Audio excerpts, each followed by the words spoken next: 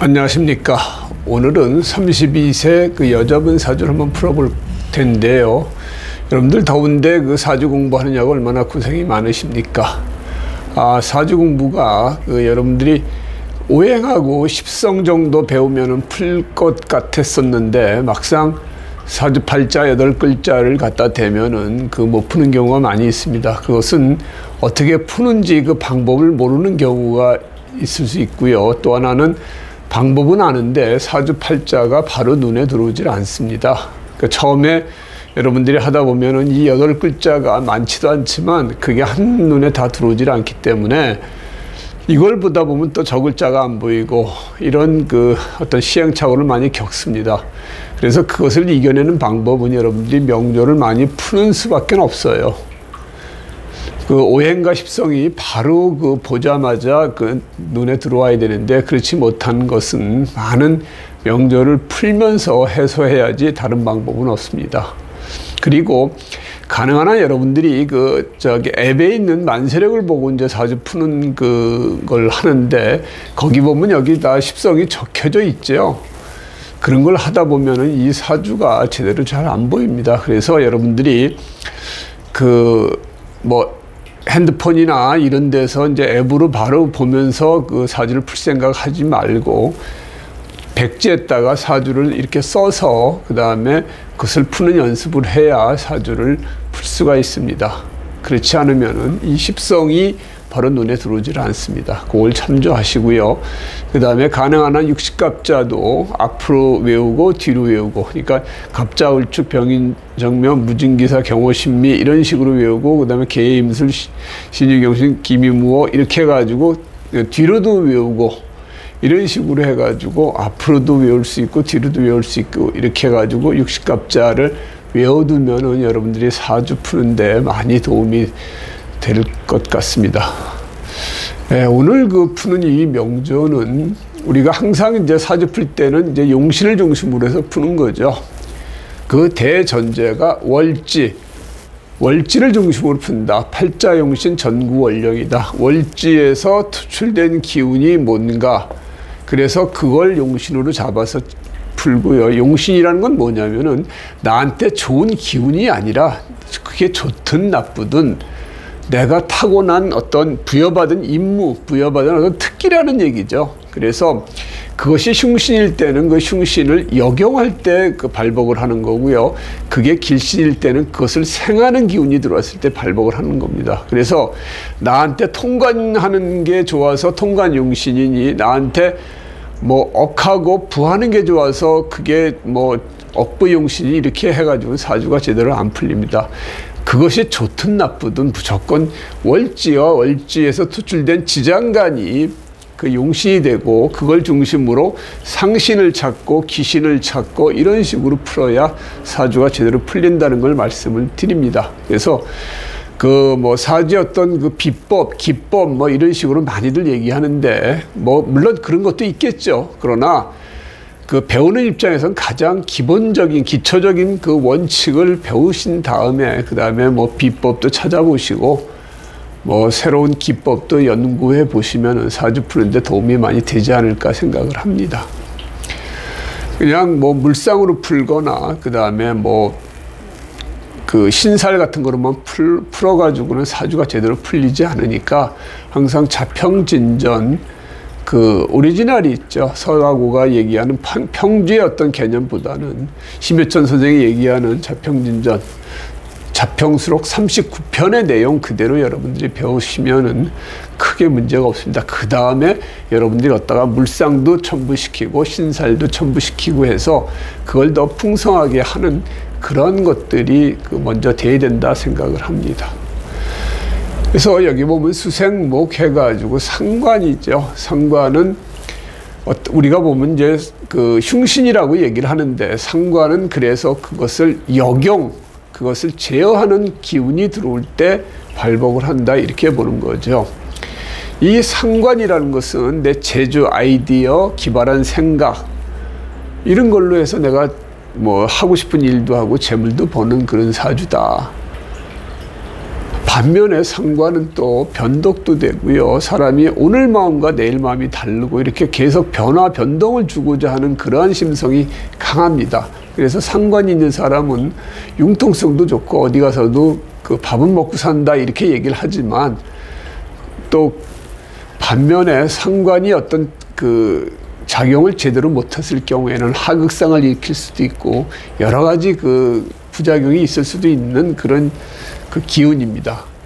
여기 지금 묘월에 이 을목이 투출됐습니다. 그래서 상관 월지에 천간에 투출된 것도 상관이 하나도 아니고 둘씩이나 이렇게 투출됐습니다. 게다가 여기 양인겁재가 상관을 생해주는 입장이죠. 그러니까 상관이 상당히 강하죠. 그래서 이 사람은 기본적인 성정이 자기 하고 싶은 대로 하는 그런 스타일이다.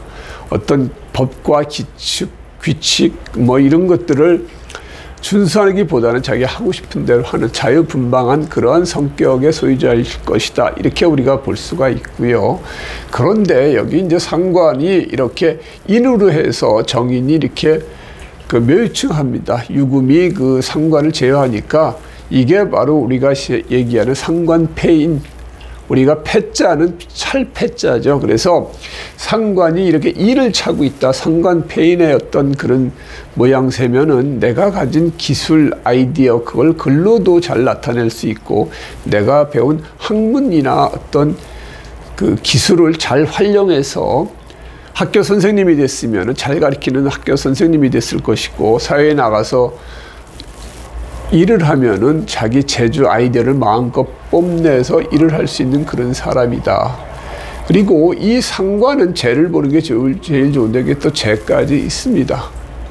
다만 여기 일주가 임자일주입니다. 그래서 이 그 본인이 어떤 임수가 좀 강한 어떤 그런 그 성격이죠.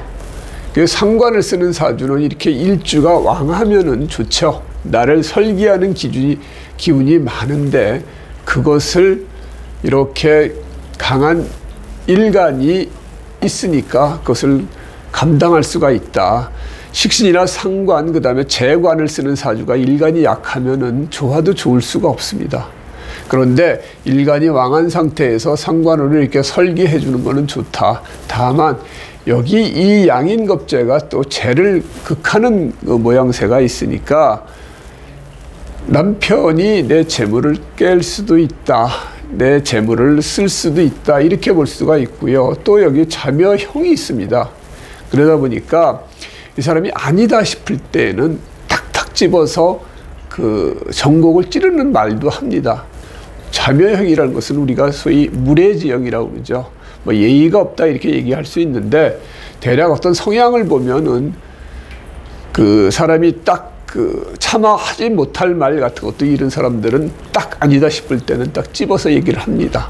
너 이래 가지고 너 그런 거는 고쳐야 돼. 아니면 이래서 넌 안 좋아. 그래서 소위 입 바른 소리를 잘할 수 있는 성향을 가지고 있다. 게다가 이 사주는 무관사주예요. 관이라는 것은 우리가 법과 규칙, 그 다음에 지켜야 될 도리, 그래서 우리 관살이 있어야 그 사람이 그 규범이 그래도 올바르고 그 다음에 나름대로 어떤 그 사회 질서에 적응하는 어떤 그런 그 성향이 강한데 이렇게 식상만 있고 관이 없으면은 자기 하고 싶은 대로 하는 성향이 너무 강하다 이렇게 얘기를 할 수가 있습니다. 게다가 관은 여자한테 그 남편도 되죠. 그래서 관살이 없으면은 남자 운이 좀 약하다 이렇게 이제 우리가 볼 수가 있고요. 그 다음에 여기 배우자궁을 또 자묘형으로 하고 있었으니까 또한 또 여자들이나 남자들이 이게 간여지동으로 돼 있을 경우에 배우자 운이 조금 약합니다. 자기 고집들이 세다 보니까 배우자하고는 트러블 같은 것도 있는 거고요. 결정적인 것은 상관에 기가 맺혀 있다 보니까 수생목 해가지고 상관에 기가 맺혀 있죠. 그러니까 관을 나타내는 토기운이 들어올 수가 없습니다. 무토나 기토가 들어오면은 목극토 해가지고 상관이 관을 치는 그 모양새를 내니까 남자가 들어오더라도 쉽게 들어올 수 없고 또 들어오더라도 그 인연이 짧을 수가 있는 그런 사주다. 소위 말해서 득자별부도 될 수 있는 내가 자녀를 낳고 남편하고 이혼할 수도 있는 그런 사주다. 그래서 이러한 사주를 가지고 있는 사람은 궁합을 봐서 나하고 잘 맞는 사람을 얻어야 됩니다. 그렇지 않으면은 남편하고 인연이 짧을 수밖에 없는 그런 사주를 가지고 태어났다. 이렇게 얘기를 할 수 있습니다. 이 사주를 보면은 자기 사는 데는 지장이 없을 거예요. 자기 재주, 아이디어 뭐 이런 게 좋고, 그 다음에 상황 판단도 빠르고 해서 자기 일생 사는 건 문제가 없는데, 배우자 운이 약할 것 같다라는 게 여러분들이 이제 이 사주를 보면 바로 느끼실 수 있어야 됩니다. 그 다음에 이제 운을 한번 살펴보는 거죠. 이 상관에 재운이 들어오는 건 좋죠. 상관생재하니까 내가 내 아이디어 재주 가지고 재물을 버는 그런 운이고요. 그 다음에 금기운이 들어오는 것도 좋죠. 그래서 상관을 역용할 수 있는 인운이 들어오는 것도 좋기 때문에 일생 운 자체는 크게 문제없이 흐른다. 그래서 이 사주와 이 대운을 살펴보면 이 사람은 크게 문제없이 괜찮게 살 수 있는 그런 사주다. 이렇게 얘기를 할 수가 있는데, 문제는 요 부분이 이제 문제가 됩니다. 그러니까 이분이 이제 병원에서 일하는 간호사인데요. 항상 남자친구가 생겼다간 오래 못 가고 자주 헤어지고 하는 부분에 대해서 물어보길래, 이 사주가 20대 때도 보면은 가장 우리가 남자를 만나고 연애를 할 수 있는 그런 시기인데, 보면은 이 무토가 들어오더라도요, 수생목, 목극토에서 치고, 또 그렇지 않으면 또 무게합이 돼가지고 잡힙니다. 이게 무토가 이제 무게합을 하려면은 목기운이 목극토를 하기 때문에 이게 합을 못 하는데, 만일에 신금이 들어와서 여기 상관을 치면은 무게합이 되는 상태가 되고요. 그냥 있어도 수생목, 목극토 해가지고 이 살은 우리가 편관이라고 해서 이것도 남자가 되기 때문에 남자가 들어오기가 쉽지 않아요. 들어오더라도 금방 또 헤어질 수밖에 없는 그런 운이 20대 때 들어옵니다. 갖다가 배우자 궁을 좌우충으로 때리고 있으니까 계속 배우자 궁에 충이 생기죠. 그래서 이 대운 중에도 세운에서 합이 들어올 때는 생겼다가 또 충이 들어오면은 또 헤어지고, 그래서 많은 남자하고 만나고 헤어지고 하는 그러한 20대 때를 보냈고, 문제는 이 30대 같으면 이제 결혼 정년기가 되죠. 이때는 연애를 했다 그러면은 30대 때는 이제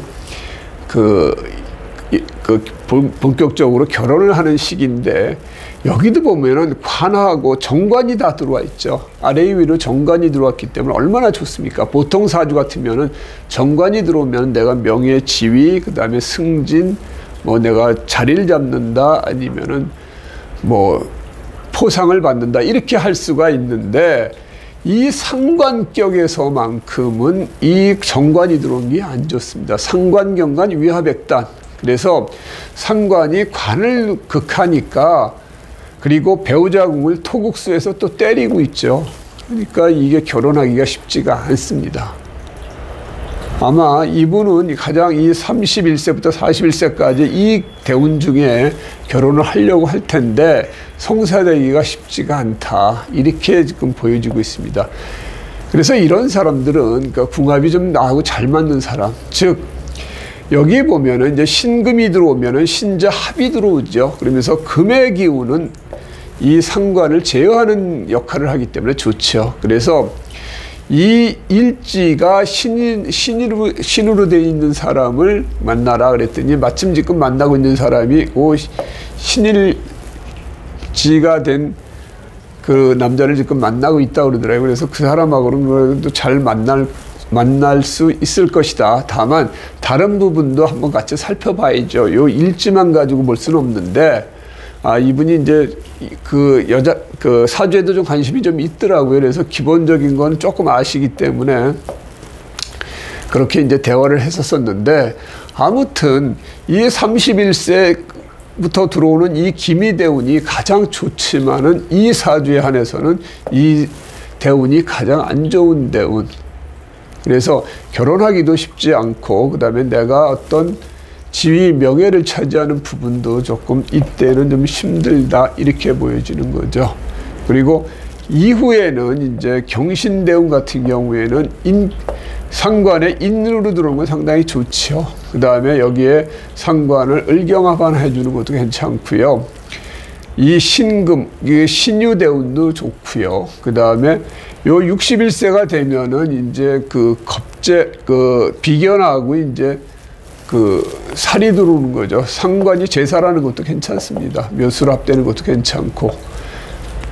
요때는 이제 개해대운 해가지고 겁재와 비견이 이제 들어오는 거죠. 그러니까 요거는 이제 안 좋죠. 이렇게 되면은 이제 해묘목 상관이 커지고, 그 다음에 여기서 사해충해서 재를 치는 그런 부분이 있기 때문에 또 자식궁에도 문제가 생길 수가 있을 수 있고요. 네, 재물이 좀 깨질 수도 있습니다. 그래서 그래도 이때는 이제 뭐 한참 은퇴하고 하는 부분이고, 이 일생의 운은 상당히 그래도 좋게 흐르는 사주다 이렇게 얘기를 할 수 있는데, 단지 요 20대 때는 뭐 연애하고 뭐 사람을 만나고 하는 그런 기간이기 때문에 크게 문제는 없지만, 요때 결혼할 때 결혼하기가 쉽지는 않을 것 같다. 그래서 진짜 나하고 잘 맞는 사람을 하지 않으면은 도중에 또 만났다 헤어지고 또 만났다 헤어지고 그럴 수 있는 그런 대운이다 이렇게 얘기를 할 수가 있고요.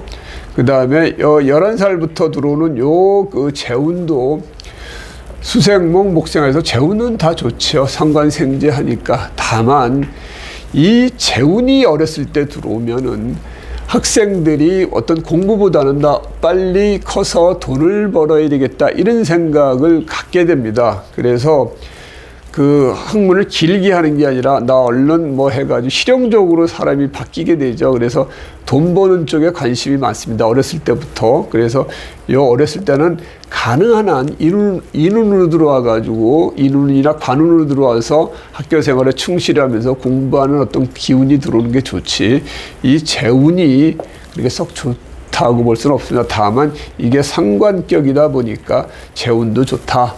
그래서 자기 하고 싶은 일을 할 수 있는 그런 운이다. 다만 공부에는 그렇게 크게 관심은 없었다. 이렇게 이제 보여지는 거고요.